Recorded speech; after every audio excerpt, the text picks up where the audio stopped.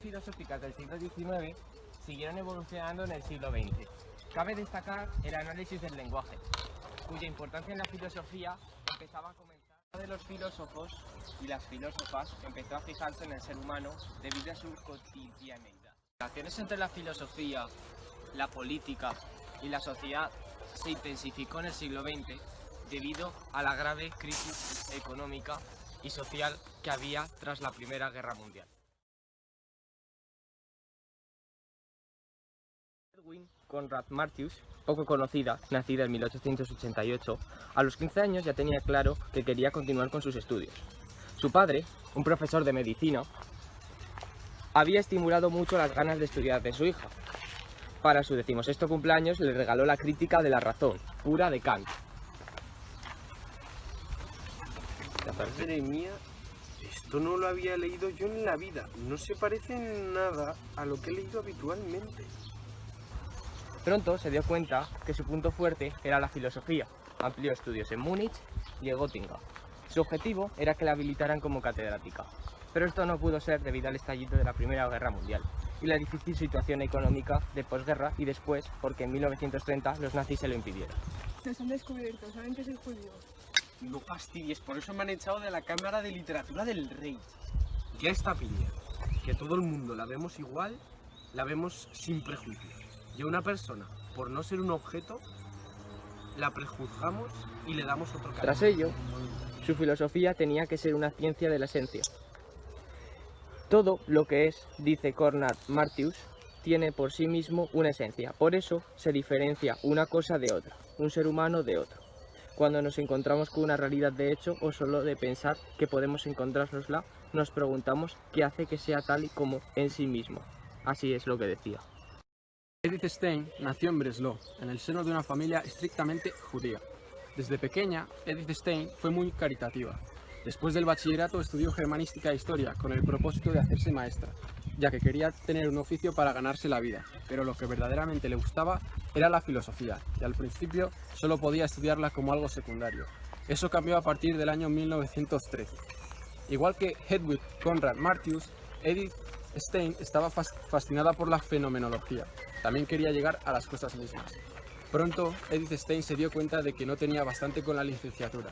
Quería hacer el doctorado con el profesor Husserl y le propuso un tema, el problema de la empatía. Quería ser profesora, pero Husserl pensaba lo mismo que la mayoría de los demás profesores. No es una cosa apropiada para las damas. El ideal de feminidad era todavía la mujer hogareña, no la científica. Stein protestó incluso en el Ministerio Prusiano de Ciencia, Arte y Cultura, pero no tuvo éxito. En el año 1918 decidió que tenía que dejar de malgastar sus energías en un trabajo menor y dejó el humilde trabajo con Husserl para volver a empezar con fuerza a hacer sus propias investigaciones filosóficas. Quedaba a menudo con su amiga Hedwig Conrad Martius y juntas discutían cuestiones filosóficas y también religiosas. Además de sus estudios filosóficos, daba clases en una escuela femenina en Spira. En 1931 dejó temporalmente esta actividad para dedicarse de nuevo completamente a la filosofía, y así se tomó cada vez más en serio la actividad de pensar de manera rigurosa. Una de las cuestiones que Edith Stein investigaba era el intento de explicar la religión desde la razón. Además, confrontaba la fenomenología con la filosofía de Tomás de Aquino.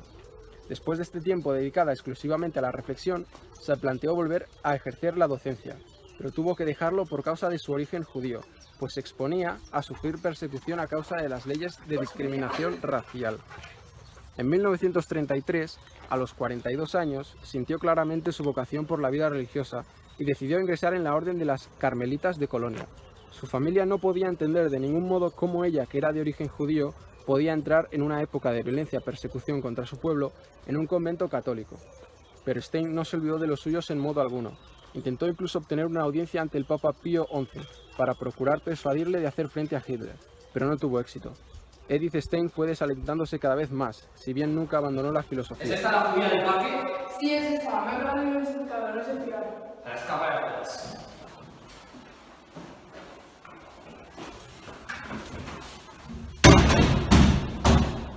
Una menos. La persecución de los judíos no se detuvo ni ante los muros del convento. Después de que Edith Stein hubiera huido en 1938 hacia un convento de carmelitas en Holanda, le siguieron la pista también allí hasta encontrarla en el verano de 1942. Murió en las cámaras de gas juntamente con su hermana en Auschwitz. En su tesis doctoral, Edith Stein investigó el tema de la empatía. La pregunta básica que se formulaba era ¿cómo conozco a las otras personas y a mí misma? Según su opinión, el cuerpo juega en ello un papel importante. La mímica y los gestos ayudan a comprender a una persona y los motivos de su comportamiento. Por ejemplo, puede verse si una persona se avergüenza de algo aunque no lo admita. El rubor del rostro la delata. De un modo similar, Edith Stein hace el tema extensivo a las personas que no tenemos delante. Se plantea, por ejemplo, la cuestión de cómo se puede conocer a un personaje histórico. Según Edith Stein, esto solo es posible con una medida justa de empatía. Solamente por los hechos no puede representarse una época pasada. Hace falta una empatía con los personajes de la época. El concepto de empatía, más tarde, lo amplió en la dirección de la fe. Una persona no tiene solo que poder ponerse en el lugar de otra, sino que también es posible la empatía con la vida y la muerte de Cristo. Edith Stein ponía ahora su filosofía en manos de la teología.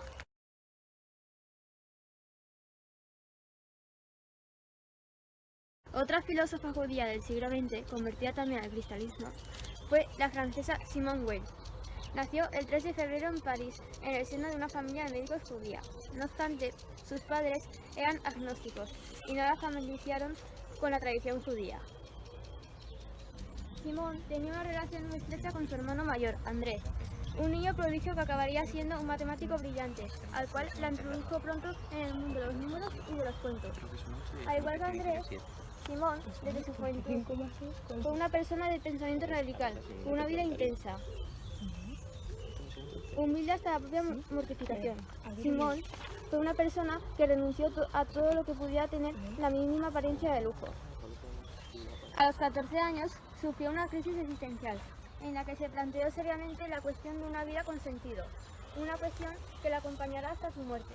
Se preguntaba dónde estaba el camino correcto hacia la vida llena de sentido.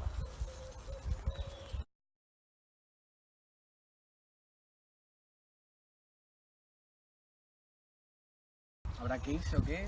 Sí, la verdad es que ya va tocando. Es que esto de ser un imperativo categórico en falda... Anda, cállate, cabeza melón, que soy más lista que tú, mañana. Digo, hay que dejarlas... Mientras tanto, Kant denominaba imperativo categórico lo que uno debe hacerlo de tal manera que sea válido para todo el mundo, como una ley universal. Simone nunca disfrutaba sencillamente del momento presente, nunca disfrutaba plenamente de nada, jamás se dejaba llevar sin más por un sentimiento.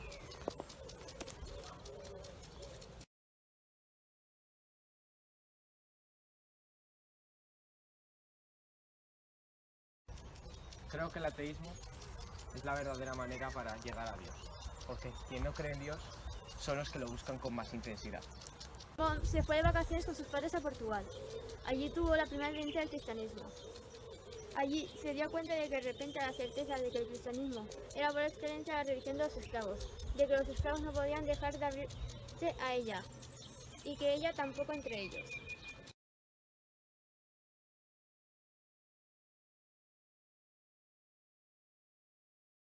La palabra desarraigo es, a su modo de ver, más radical que el concepto de alienación que utiliza Karl. Un primer paso es la capacidad que tiene cada ser humano en sí mismo, pensar.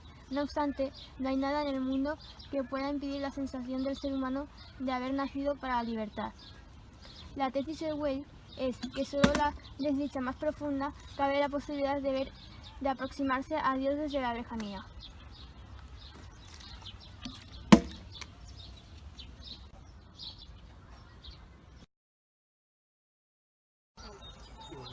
Para Hannah Arendt, el hecho de que los seres humanos vivan siempre en un mundo con otros seres humanos no solo la llevó a reflexionar, sino que la vivió de un modo ejemplar. Sus amigos y amigos provenían de clases sociales y lugares de continentes muy variados. Y esto le ayudó para formarse en su vida y sobre todo para hacer un motivo. Bueno, ahora vamos en a hablar su sobre Karl Jaspers, quien impresionó mucho a la joven. Karl Jaspers era una persona que valoraba a sus alumnos por encima de todo. Los animaba a desarrollar discusiones, problemas filosóficos difíciles y nunca tenía la impresión mala sobre ninguno de ellos. A diferencia de lo que ocurrió con Heidegger, a Hannah le interesó sobre todo la gran importancia que se le atribuía al hecho de comenzar. Para ella, la natalidad es la acción del ser humano para atreverse a comenzar de nuevo. pero de esta nace una segunda idea de pluralidad. Esta se refiere al hecho de que las personas son básicamente diferentes de las otras, así haciendo su esencia.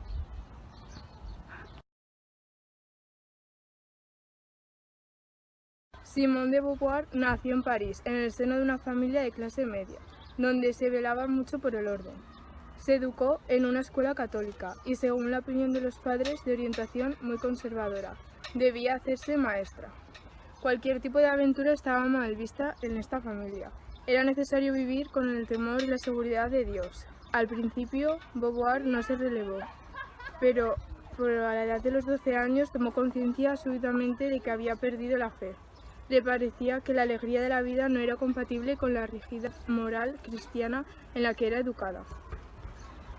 Sartre y Beauvoir eran pareja, tenían un modelo abierto y permanecieron juntos hasta la muerte de Sartre. Ella y Sartre conocieron a Albert Camus. Pudo estudiar gracias a la ayuda de las becas que recibían los hijos de las víctimas de guerra, y en este aspecto se diferenciaba de Sartre y Beauvoir. A través de la filosofía, tomó conciencia de los efectos que podía tener la pobreza en la educación, y esta nueva perspectiva influyó constantemente en su pensamiento. No todo el mundo tiene las mismas posibilidades de adquirir una educación. Hasta entonces Beauvoir no había sido consciente de ello. Beauvoir partía de la pregunta de cómo puede una persona encararse con la muerte si ya no cree en Dios.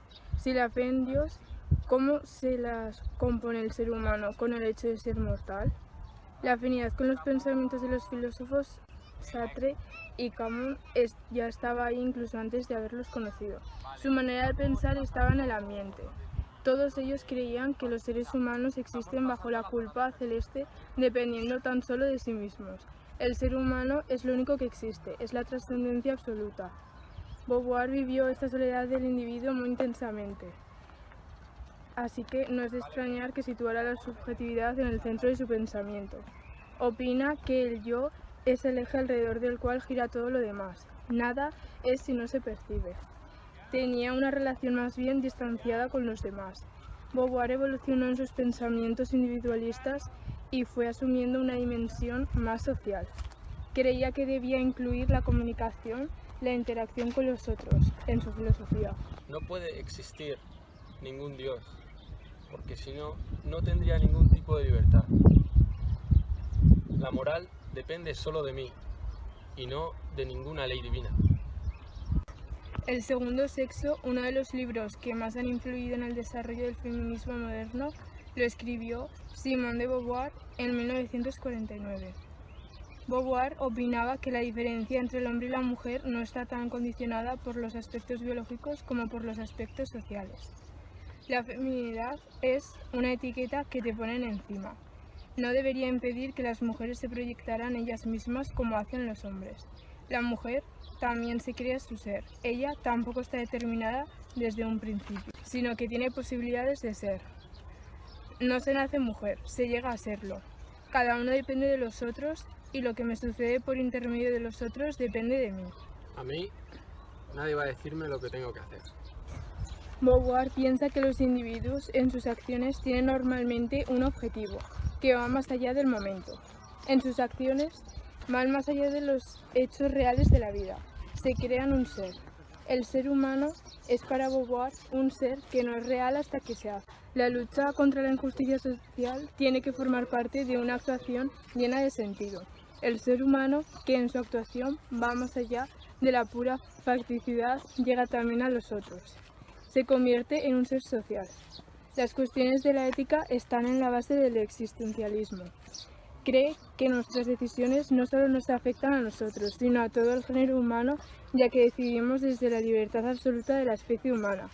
El ser humano es pura libertad, y es desde esta libertad que surge la necesidad de crearse cada uno sus propias normas de actuar éticamente, hacer algo para llegar a realizar unas acciones orientadas a un objetivo y proyectadas al futuro.